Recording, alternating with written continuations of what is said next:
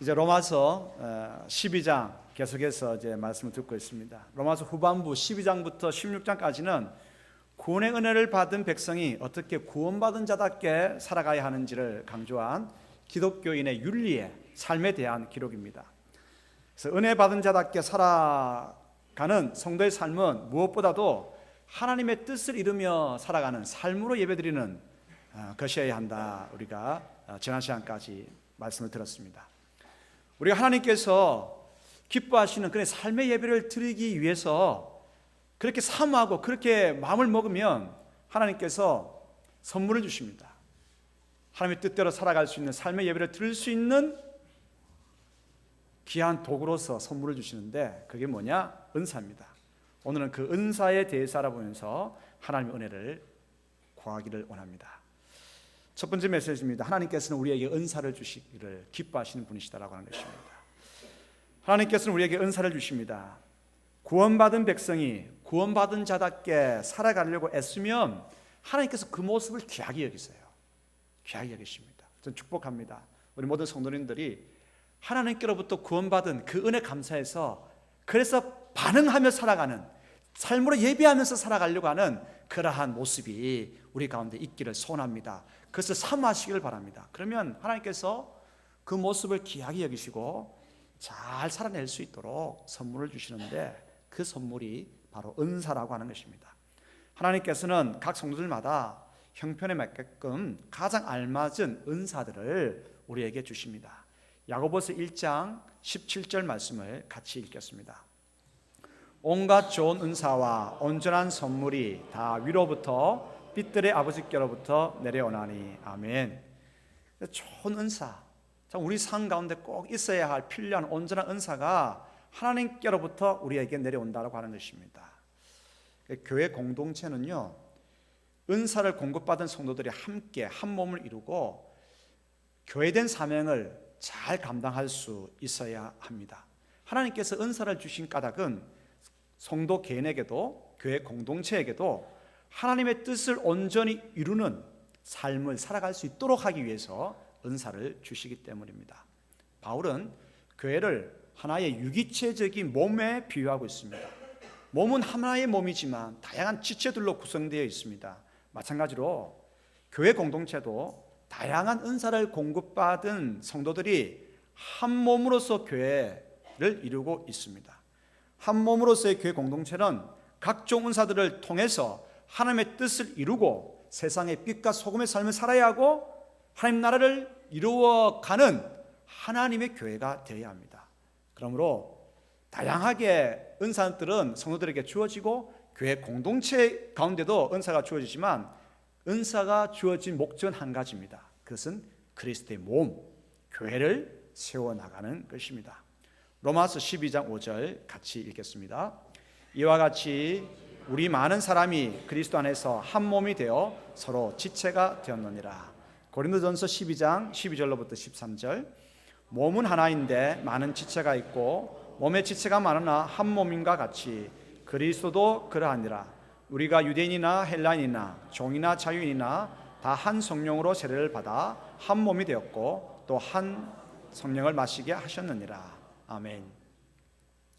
하나님께서는 이렇게 다양한 은사를 통해서 거룩한 그리스도의 몸, 교회 사명을 잘 감당하는 그리스도의 몸을 이루어 가기를 원하셨습니다. 그래서 하나님께서는 오늘 우리들에게 하나님께서는 은사를 주시기를 기뻐하십니다. 성도는 각기 다른 은사들을 가지고 우리는 하나님과 교회와 다른 사람들을 섬겨 나가야 합니다. 모두가 우리는 다 한 가지 이상의 은사를 가지고 있습니다. 특별히 교회 공동체는요, 우리 성도들에게 주어진 은사가 무엇인가 그 은사를 찾아낼 수 있도록 도와야 합니다. 그래서 나에게 주어진 은사를 발견하고 교회 사명을 잘 감당할 수 있도록 그 은사를 활용해야 하는 것입니다. 교회 안에서는 필요 없는 사람은 한 사람도 없습니다. 왜입니까? 모두에게 하나님께서는 다 한 가지 이상 은사들을 주셨기 때문입니다. 그 은사를 발견하고 찾아내어서 그 은사를 가지고 힘써 봉사해야 됩니다. 그래서 교회가 교회의 사명을 잘 감당할 수 있도록 생명 살리는 구원의 역할을 잘 감당할 수 있도록 우리는 은사를 적극적으로 활용해야 하는 것입니다. 우리가 참으로 하나님의 뜻을 이루고 삶으로 예배드리고 교회는 그 교회된 사명을 감당하기 위해서 하나님께 은사를 구하면 하나님께서는 은사를 우리들에게 허락하여 주십니다. 은사를 달라고 요청하는 까닭이 무엇입니까? 그것은 은혜 받은 자답게 살아가겠다라고 하는 다짐이고, 교회 공동체가 하나님 은사를 주십시오라고 하는 것은 교회가 교회의 사명을 감당하겠다라고 하는 헌신과 충성의 마음이 있기 때문입니다. 하나님께서는 이러한 마음을 가지고 하나님께 구하는 교회 공동체에게 그리고 성도들에게 은사를 부어주십니다. 사모하기를 소원합니다. 사모하는 자에게 은사는 부어집니다. 고린도전서 12장에 보면 성령 하나님께서 각 성도들에게 그리고 각 교회에 가장 알맞는 다양한 성령의 은사들을 허락하여 주심을 보여주고 있습니다. 고린도전서 12장 7절로부터 10절의 말씀을 같이 한 목소리로 읽겠습니다. 각 사람에게 성령을 나타내심은 유익하게 하려 하심이라. 어떤 사람에게는 성령으로 말미암아 지혜의 말씀을, 어떤 사람에게는 같은 성령을 따라 지식의 말씀을, 다른 사람에게는 같은 성령으로 믿음을, 어떤 사람에게는 한 성령으로 병 고치는 은사를, 어떤 사람에게는 능력 행함을, 어떤 사람에게는 예언함을, 어떤 사람에게는 영들 분별함을, 다른 사람에게는 각종 방언 말함을, 어떤 사람에게는 방언들 통역함을 주시나니. 아멘. 성령님께서는 우리들에게 은사를, 성령의 은사를 허락하여 주십니다. 그러므로 우리는 성령의 은사들을 간절히 구해야 합니다. 하나님의 선물인 은사가 우리에게 주어지면 우리는 구원받은 자답게 살아낼 수 있는 힘이 더 생기게 되고, 그리고 교회는 은사를 공급받게 되면 교회의 사명을 더 힘있게 잘 감당할 수 있습니다. 그러므로 우리 모든 성도들은 교회 공동체는 합심하여서 은사 받기를 간절히 기도해야 합니다. 우리가 잘 알고 있는 성경 구절 가운데에 구하라 그러면 너에게 주실 것이요, 찾으라 그러면 찾아낼 것이요, 문을 두드리라 그러면 너에게 열릴 것이니라, 이 구절을 좋아합니다. 그런데 중요한 것은 이 구절만 딱 떼어놔가지고 이 구절만 바라보면 안 돼요. 이 구절이 어느 위치에, 성경의 어느 위치에 들어있는가를 살펴야 됩니다. 이 구절은 예수님께서 산 위에서 제자들에게 너희가 천국 시민으로서 살아가려고 하면 마땅히 살아갈 힘을 구하라고 하는 것입니다. 이해가 되시겠습니까? 취직을 위해서 기도하는데 주님 취직의 문을 열어주시옵소서, 건강을 위해서 기도할 때 건강을 주시옵소서, 이게 아니라는 것이죠. 중요한 것이 뭐냐면 구하라 찾아 문을 두드리라고 하는 이 성경 구절이 위치하고 있는 위치는 산상수훈이라고 하는 것입니다. 천국 시민으로서 구원받은 하나님의 백성으로서 어떻게 살아갈 것인가? 살아갈 힘을 구하라고 하는 것입니다. 그래서 너희는 먼저 무엇을 먹을까, 무엇을 마실까, 무엇을 입을까, 여기에 구하고 찾고 두드리지 말고 하나님 나라와 하나님 의를 위해서 구하라. 그럴 때 너에게 부어줄 것을 이야기하고 있습니다. 마태복음에는 가장 좋은 것을 주신다고 그랬는데 누가복음에는 가장 좋은 것을 성령으로 분명히 밝히고 있습니다. 성령을 주시겠다. 그래서 오늘은 마태복음의 이야기가 아니라 누가복음의 이야기를 한번 같이 읽기로 원합니다. 누가복음 11장 9절로부터 13절 같이 읽겠습니다. 내가 또 너희에게 이르노니 구하라 그러면 너희에게 주실 것이요, 찾으라 그러면 찾아낼 것이요, 문을 두드리라 그러면 너희에게 열릴 것이니 구하는 이마다 받을 것이요, 찾는 이는 찾아낼 것이요, 두드리는 이에게는 열릴 것이니라. 너희 중에 아버지 된 자로서 누가 아들이 생선을 달라 하는데 생선 대신에 뱀을 주며 알을 달라 하는데 정갈을 주겠느냐? 너희가 악할지라도 좋은 것을 자식에게 줄 줄 알거든 하물며 너희 하늘 아버지께서 구하는 자에게 성령을 주시지 않겠느냐 하시니라. 할렐루야. 그렇습니다. 하나님께서는 구하는 자에게 가장 좋은 성령을 주십니다. 성령은 우리 가운데 오셔서 성령의 은사를 허락하여 주셔서 그 은사는 우리가 구원받은 하나님의 자녀답게 살아갈 수 있게끔 하는 도구입니다. 청소할 때 맨손으로 합니까? 청소하려고 하면 맨손으로도 할 수 있죠. 손으로 그냥 먼지 훔쳐내고 할 수 있겠죠. 청소 잘하기 위해서는 뭐가 있어야 됩니까? 도구가 있어야 됩니다. 걸레도, 쓰레받기도, 요즘은 진공청소기도 있으면 얼마나 더 청소를 잘할 수 있겠습니까? 구원받은 자답게 살아낼 수 있는 도구, 그래서 이 도구를 하나님께서 선물로 주시는 것입니다. 그것이 은사입니다.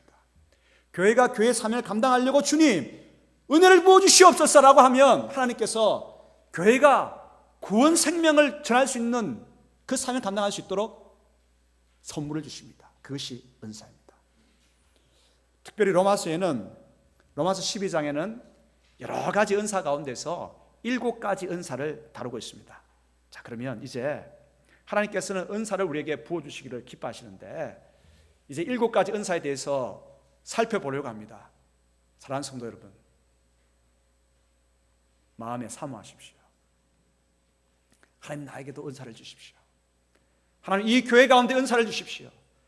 그래서 교회는 교회의 사명을 감당할 수 있도록 은사를 통해서 교회의 사명을 감당할 수 있도록 도와주시고 저의 개인적인 삶 가운데는 하나님 나라가 이루어질 수 있도록 삶으로 예배할 수 있도록 은사를 주시옵소서. 사모하시기를 축복합니다. 자, 그러면 두 번째 메시지입니다. 로마서 12장에 언급된 7가지 은사에 대해서 살펴보겠습니다. 첫 번째는 예언의 은사입니다. 로마서 12장 6절에 보면 우리에게 주신 은혜대로 받은 은사가 각각 다르니 혹 예언이면 믿음의 분수대로 그렇게 기록하고 있습니다. 예언이라고 하는 구약 단어는 나비라고 하는 말입니다. 나비라고 하는 말은 하나님께서 나라와 공동체와 개인에게 말씀하시는 바를 선포하는 것을 말합니다. 성령의 감동 가운데서 지금 이 순간 이 나라가 이 시대가 왕이 지도자가 개인이 하나님께로부터 받아야 할 하나님께서 원하시는 뜻이 무엇인가를 선포하는 것이 예언이라고 하는 것입니다. 그러므로 부패한 시대는 하나님의 예언이 필요로 합니다. 왕이나 지도자들에게 경고와 권면의 예언이 필요합니다. 그래서 구약의 예언자들은 나라와 공동체가 나아갈 길을 가르치고 공고하고 위로하고 책망했습니다.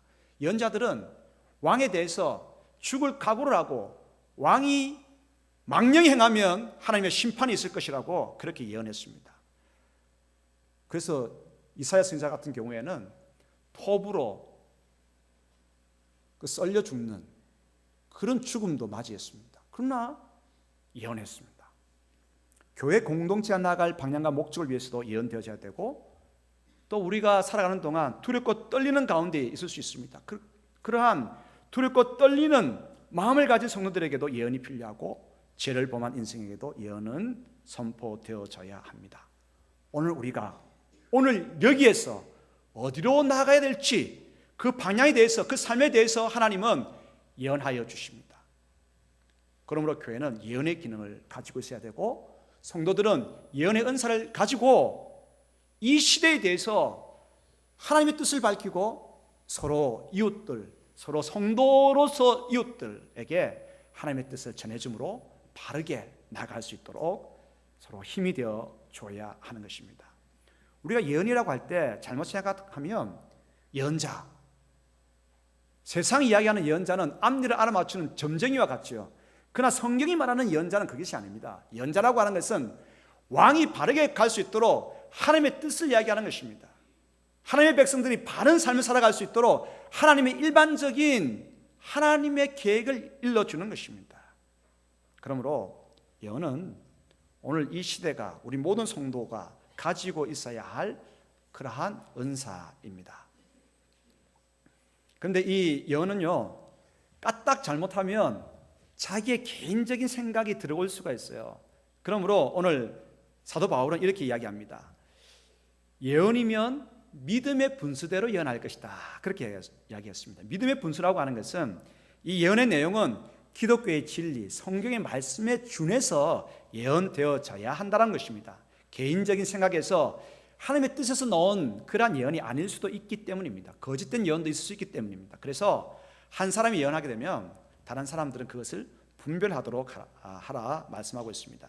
로마서 12장 6절과 고린도전서 14장 29절 말씀을 같이 읽겠습니다.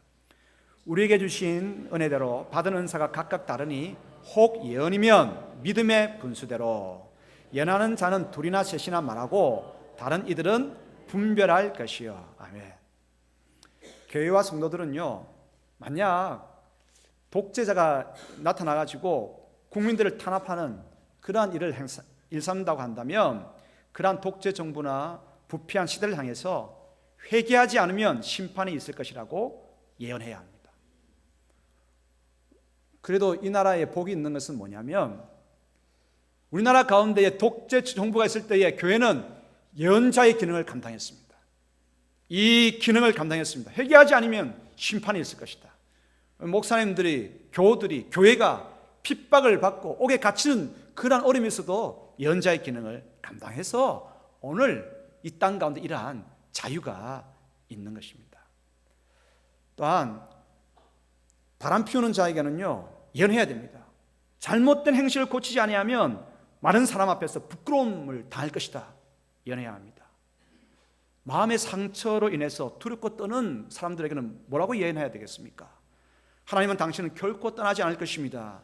하나님을 의지하는 자에게는 하나님께서 친히 산성과 방패가 되어주실 것입니다. 예언해야 합니다. 우리가 어떤 시대를 만나든 어떤 사람을 대하든 우리가 그를 바라보면 하나님께서는 그를 향한 예언의 말씀을 주십니다. 성령의 감동 가운데서. 그러면 그 감동 가지고 주시는 그 말씀을 선포할 수 있는 예언의 은사가 다 주어지기를 소원합니다.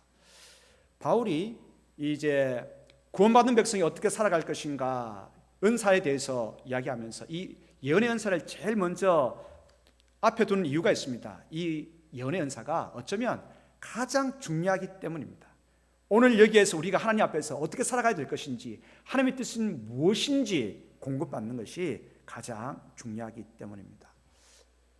이 예언의 은사를 가지라고 구하라고 해서 우리 모두가 다 설교자가 되라고 하는 것은 아닙니다. 설교자가 되라고 하는 것이 아니라 하나님 감동 가운데서 주어지는 짧은 성경 구절 하나가 예언일 수 있는 것입니다. 사업을 위해서 기도해 주기를 원하는 성도에게 하나님께서 성령의 감동 가운데서 주시는 말씀이 정직하라라고 한다면 그것이 예언입니다. 그래서 정직하십시오. 정직으로 인해서 사업은 열리게 될 것입니다. 짧지만 하나님의 뜻을 분명히 말하는 바로 이것이 예언입니다. 예언은 개인이나 교회 공동체 그리고 우리가 살아가는 이 시대에 덕을 세웁니다. 예언의 목적은 교회와 공동체와 시대에 덕을 세우는 것입니다. 고린도전서 14장 3절의 말씀을 같이 읽겠습니다. 그러나 예언하는 자는 사람에게 말하여 덕을 세우며 권면하며 위로하는 것이요. 아멘. 그래서 덕을 세우는 이 예언의 은사가 우리 모든 교들 가운데 있게 되기를 소원합니다. 교회 공동체도 이 시대를 향해서 예언의 기능을 은사를 가지고 있어야 되지만 또한 성도, 우리 모든 성도들도 이 예언의 은사를 가지고 예언할 수 있게 되기를 소원합니다. 목사도 예언할 수 있고 또 장로님들도 예언해야 되고 구역장님들도 예언해야 됩니다. 권사들도 집사들도 교사들도 다 예언해야 됩니다. 왜? 예언을 통해서 격려하고 권면하고 그리고 교화시키고 바르게 나갈 수 있도록 책망할 수 있기 때문입니다. 그래서 사도 바울은요 모든 성도들이 다 예언하기를 원했습니다. 고린도전서 14장 5절 같이 읽겠습니다. 나는 너희가 다 방언 말하기를 원하나 특별히 예언하기를 원하노라. 만일 방언을 말하는 자가 통역하여 교회의 덕을 세우지 아니하면 예언하는 자만 못하니라. 사도 바울은요 모든 성도들이 다 예언하기를 원하고 있는 것입니다. 특별히 예언의 은사는 다른 은사들과 함께 할 때는요 놀라운 힘을 발휘합니다. 위로할 때 예언의 은사가 함께 하면 어떻게 되겠습니까? 그 위로가 더 힘있게 되는 것입니다. 또 다스리는 은사가 있는 사람이 이 예언의 은사와 함께 할 때 정말 더 잘 지도할 수 있게 되는 것입니다. 가르칠 때 예언의 은사가 함께 하게 되면 그 하나님의 뜻이 더 쉽게 이해될 수 있게 되는 것입니다. 그러므로 예언의 은사는 모든 것과 다른 은사들과 함께 할 때 풍성한 열매를 맺게 되고 그러므로 인해서 사도 바울은 그 무엇보다도 예언의 은사를 가장 앞에 두게 된 것입니다. 축복합니다. 사모하자고 그랬는데 사모하십시오. 예언의 은사가 우리 모든 성도들 가운데 이 교회 가운데에 있게 되기를 소원합니다. 그래서 예언의 은사가 있으면 대통령이 함부로 하지 못합니다. 국회의원이 함부로 하지 못합니다. 이 지역의 국회의원이 문현주한교회 교회가 무슨 말을 하고 있는지 두려워 떠는 마음으로 와서 들을 수 있어야 됩니다. 왜 아멘 안 하십니까? 그래야 그들이 무엇을 해야 될지, 어디로 가야 될지 방향을 알 수 있기 때문입니다. 두 번째 은사가 뭡니까? 섬기는 은사입니다. 섬김의 은사가 두 번째입니다. 그만큼 또 이 섬김 또한 중요하기 때문입니다. 예수님께서는 이 땅 가운데 섬기러 오셨습니다. 마가복음 10장 45절 같이 읽겠습니다. 인자가 온 것은 섬김을 받으려 함이 아니라 도리어 섬기려 하고 자기 목숨을 많은 사람의 대속물로 주려 함이니라. 아멘. 교회 가운데는 섬김의 은사가 모든 성도들에게 주어져서 잘 섬겨야 합니다. 섬길 때 섬김을 받고 또 섬김을 통해서 우리는 힘을 얻고 기쁨을 얻고 희망을 얻고 보람을 얻게 되는 것입니다. 섬김을 받아도 기쁘고 보람되고 그렇지만 섬길 때에도 힘이 나고 보람을 얻게 되는 것입니다. 이 섬김 은사가 가득하기를 소원합니다. 세 번째가 무엇입니까? 가르치는 은사입니다. 가르치는 은사는 잘 이해시키는 능력입니다. 어떤 사람들을 이야기할 때는요, 별것 아닌데 그 사람만 이야기하면 귀가 솔깃해지고 잘 이해되고 아주 재밌습니다. 별것도 아닌데 그 사람에게는 무슨 은사가 있는 것입니까? 가르치는 은사가 있는 것입니다. 저는 성도님들에게 기도를 요청합니다. 저에게 가르치는 은사가 변화되어질 수 있도록 많이 기도해 주시길 바랍니다. 우리 교회학교 교사들 가운데에 가르치는 은사가 있어야 됩니다. 오늘 일부 예배 때에 교사들이 먼저 예배 드리고 각 부서로 들어갔습니다. 그때 저는 축복했습니다. 우리 교회학교 교사들 가운데 가르치는 은사가 있게 되기를 그렇게 축복을 했습니다. 아무리 귀한 것도요, 가르치는데 졸게끔 가르치면 그의 진리가 진리로서 빛을 발하지 못하는 거거든요. 인간 수면제가 되어서는 안 됩니다. 가르치는 은사가 있어야 됩니다. 네 번째가 뭡니까? 위로하는 은사입니다. 연약한 자를 강하게 세워나가는 이 위로하는 은사, 다른 사람을 위로해서 힘을 북돋워주고 용기를 주는 일을 말합니다. 서로 불평하고 헐뜯는 교회는 침체할 수밖에 없습니다. 하지만 서로 위로하는 교회는 아주 든든해집니다. 낙심한 사람이 이 위로의 은사를 가진 사람과 만나게 되면 금방 힘을 얻게 됩니다. 한국 사람들은 속으로는 살고 싶지만 말로는 어떻게 합니까? 말로는 이 반어법으로 죽고 싶다 그렇게 하죠. 힘들어 죽겠다, 힘들어 못 살겠다 그렇게 합니다. 이렇게 말한 사람도 위로하는 은사를 가진 사람과 한 1시간만 대화를 하고 나면 어떻습니까? 힘을 얻게 되는 것입니다. 그러므로 교회는요, 이 위로의 은사가 가득해야 됩니다. 우리 모든 성도들이 위로의 은사를 가지고 서로 성도들을 위로해야 됩니다. 이웃들을 위로해야 됩니다. 그래서 이 위로의 은사를 통해서 세상 가운데 희망을 전할 수 있어야 합니다. 희망케 하는 것이, 위로를 통해서 희망케 하는 것이 교회가 감당해야 될 일이고 또한 성도가 감당해야 될 일입니다. 그것을 잘 감당하기 위해서 이 위로의 은사가 저희들 가운데 있게 되기를 소원합니다. 다섯 번째는 구제하는 은사입니다. 돈이 많다고 해서 다른 사람을 돕는 것 결코 아닙니다. 구제 또한 은사입니다. 축복합니다. 우리 모든 성도들 가운데에 구제하는 은사가 주어지기를 소원합니다. 세상에서는 돈 많은 사람이 부자입니다만은 하나님 나라에서는 나누어 줄 수 있는 구제하는 사람이 부자인 것입니다. 성도들 가운데는 세상의 기준으로 보면 부자인데 하나님 일을 함에 있어서는 째째한 사람들이 얼마나 많은지 모릅니다. 여러분 째째하지 마시기 바랍니다. 구제하는 은사가 넘치기를 축복합니다. 여섯 번째가 다스리는 은사입니다. 다스리는 은사는 성경이 이렇게 말씀하고 있습니다. 다스리는 자는 부지런함으로 그렇게 했습니다. 그러므로 다스리는 위치에 있는 지도자들은요, 열심을 가지고 하나님 일들을 감당해야 합니다. 잘 다스리면 그 밑에 있는 사람들이 자신이 가지고 있는 역량을 배나 그 역량의 꽃을 피울 수가 있습니다. 예수님의 제자들 12명, 그 중에 괜찮은 사람이 누가 있습니까? 한번 꼽아보시기 바랍니다. 그 중에 괜찮은 사람 누가 있습니까? 다 그렇고 그런 사람입니다. 그런데 예수님께서 그 12를 다스리셨습니다. 잘 지도했습니다. 그래서 초대교회에 아주 막강한 지도자로 세우셨고 그들로 통해 가지고 교회의 복음의 진리가 오늘 우리까지 있게 된 것입니다. 다스리는 은사를 또 공급받은 사람이 누군가 성경 속에서 살펴보니까 다윗입니다. 다윗이 자기의 장인이자 그 당시의 왕이었던 사울 왕으로부터 죽이고자 하는 그 왕으로부터 피해서 아둘람이라고 하는 굴에 피해서 숨었습니다. 아둘람 굴에 다윗이 있을 때에 400명 가량의 사람들이 그에게 찾아왔습니다. 성경은 사무엘상 22장 2절에 보면 환난 당한 자와 빚진 모든 자와 마음이 원통한 자가 다 그에게로 모였고 그는 그들의 우두머리가 되었는데 그와 함께한 자가 400명 가량이었더라고 그렇게 표현하고 있습니다. 돈을 빌렸는데 갚을 수 없는 자들, 환난을 당했지만 헤쳐나갈 수 없는 힘없는 자들, 원통한 일을 당했지만 풀어갈 권세 또한 없는 그러한 자들, 좋게 표현해서 그런 거지요. 애들 말로 표현하면 뭐라고 표현할 수 있겠습니까? 누가 이야기했습니까? 오늘 점심을 꽃배기로 드시길 바랍니다. 소위 찌질들이 다 모였습니다. 그런데 다윗은 그 찌질들을 400명한테는 그들을 잘 다스렸습니다. 다스렸기 때문에 이스라엘을 새롭게 건국할 수 있는 지도자들로 만들어냈습니다. 다윗 군대의 뛰어난 수장들은 다 어디 출신입니까?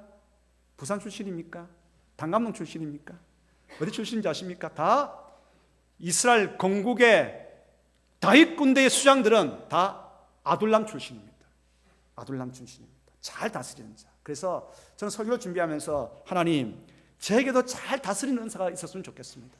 우리 장로님들 가운데도 잘 다스리는 은사가 있었으면 좋겠습니다. 우리 모든 직분자들 가운데도 잘 다스리는 은사가 있었으면 좋겠습니다. 구역장들 가운데도 잘 다스리는 은사가 있었으면 좋겠습니다. 그래서 그 밑에 있는 구역원들이, 우리 모든 성도들이 자기가 가지고 있는 역량보다 더 많은 열매를 맺을 수 있는 그러한 은혜가 있었으면 좋겠습니다.